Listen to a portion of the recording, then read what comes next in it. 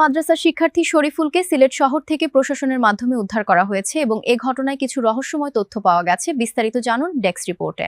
সেন্ডিলিয়া এক ড্রাইভারে পাইছি, ড্রাইভারে লয়ে দিছে আমারে শালুডিঘাট নামাই দিছে আমারে। তারপর আমি 300 টাকা দিছি। 300 টাকা দিছো?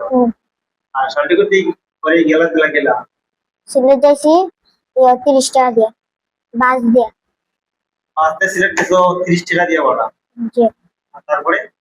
তারপরে আমার উপর বাসা নামছি দিয়া, তোরা আমার আব্বু দিয়ে দিছি, আব্বুর খাইছি না দিতা, আর উপর বাসা বই দিছি।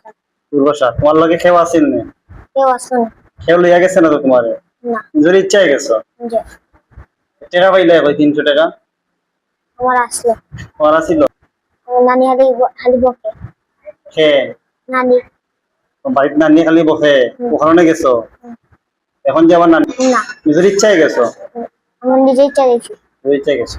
তারপরে সিএনজি থেকে তুমি একলা আসলা না অন্য কেউ আসেন না? একটা আসলো। একলা তুমি কিন্তু শালুডিঘাট গেছো না একলা?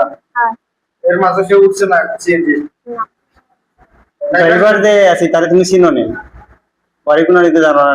না। জিন্দাবাজার ওখানে একটা দোকানও তাকিয়া তারা দোকানদারের কাছ থেকে তারা নিয়েছেন। দোকানদারের বাস হইল যে দোকানদারে তাই লাইভ দেখিতে মোবাইলত, ওই সময় ওনার মায়ের যে লাইভ কান্নাকাটি করেছে, ওই সময় দোকানদারের সামনে দিয়া যায়, দোকানের সামনে দিয়া, এবং দোকানদারে যাই আনছে না নিয়ে তাই তারা ওখানে রাখছেন।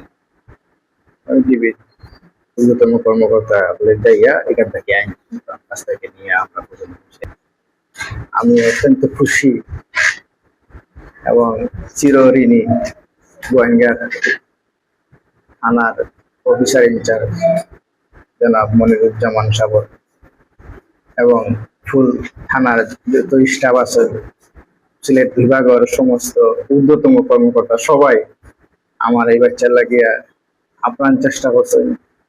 বাচ্চা আমার হাতে ফিরিয়ে দেওয়ার লাগে আলহামদুলিল্লাহ শেষ পর্যন্ত আমার হাত পর্যন্ত পৌঁছাই দিয়েছেন আলহামদুলিল্লাহ।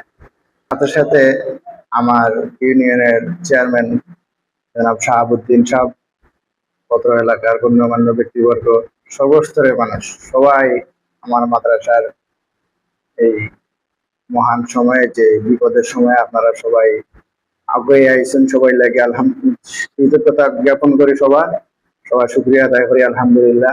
আমি চাই অদূর ভবিষ্যতে আমার মাদ্রাসা না, শুধু যে কোনো প্রতিষ্ঠান যদি এমন কিছু ঘটে, আপনারা সবাই ইনশাআল্লাহ আগে থাকবা, দোয়া করি সর্বদা ইনশাআল্লাহ আপনারা ভবিষ্যৎ উজ্জ্বল হোক। আসসালামু আলাইকুম।